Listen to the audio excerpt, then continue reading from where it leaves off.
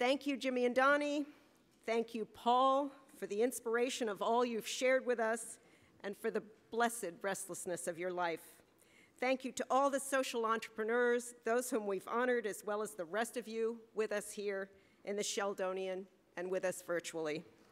Thank you to your families, friends, and supporters, including and especially my amazing, beloved partners and colleagues on the Skoll Foundation board and staff, on the Skoll World Forum production team, and my sisters and brothers on the Skoll Global Threats Fund, Participant Media, and Capricorn Investment Group, and Skoll Center for Social Entrepreneurship teams.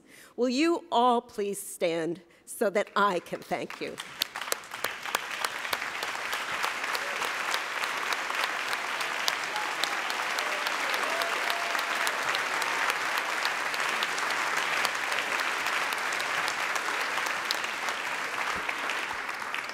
This is my family.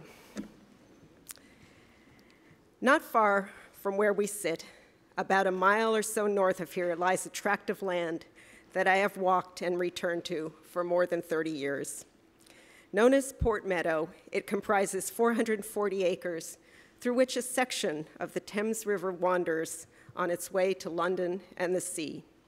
As a landscape, it's not particularly dramatic, but it has an open, expansive feeling to it, and at this time of year, when much of the meadow is flooded, it's magical. The constantly shifting clouds, the mottled and mutable skies reflected in vast pools of still water make it feel like you can wade through the sky.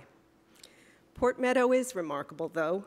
In fact, it may be the oldest deeded commons land in the world, granted to the freemen of Oxford by that same King Alfred Jeff referenced in his remarks last night, and held in common by their descendants, the citizens of Oxford, for more than 1,000 years to this very day. To surveyors and tax collectors, commons is literally defined: bounded property held in perpetuity for specific community purposes by stewards for future generations. To systems thinkers, commons has a more profound meaning, that of a resource fundamental to sustaining life: oceans, the atmosphere, watersheds, and even the workplace. Tonight, I'd ask you to join me in taking the idea of commons one step farther, to see the social entrepreneurs we've honored here as defining, defending, and dignified commons that transcend the boundaries of space and time. Think of women, exquisitely designed to conceive and bear life, as a commons that should be defended from mutilation and victimization. Of African villagers, plots of land, as commons that can be cultivated and replenished to ensure a sustainable food supply. Of aging American women and men wanting to contribute their knowledge and experience as a demographic commons of monumental scale. Of the mechanisms that power peacekeeping as a commons that can be re-engineered to heal societies ravaged by war. Of the great forests of the Amazon and Indonesia as a global commons whose continued degradation threatens life as we know it and whose preservation could very well save us from ourselves. And now go inward to those individual commons each of us holds in our hearts and in our minds, personal wellsprings of meaning and goodness that tell us the truth about who we are and what we're here to do. Returning to where I began, to Mary Oliver's question, inspired by our honorees, our musicians, Jimmy and Donnie, by Paul, by Jeff, and by all of you, maybe it's the restless business of each wild and unspeakably precious life to discover how to share its commons of heart and mind with others. And so I leave you with a wish.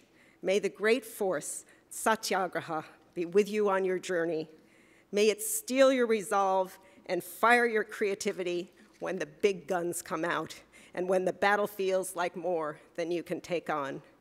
Above all, may you know that your every act of kindness and courage, creativity, and purpose matters, and that the collective power of such acts countless such acts, is the only force that can bring about that better future you see beckoning, the world we all know to be possible, the one we can only renew, restore, and recreate together. See you at the examination rooms for our party. Thank you, and good night.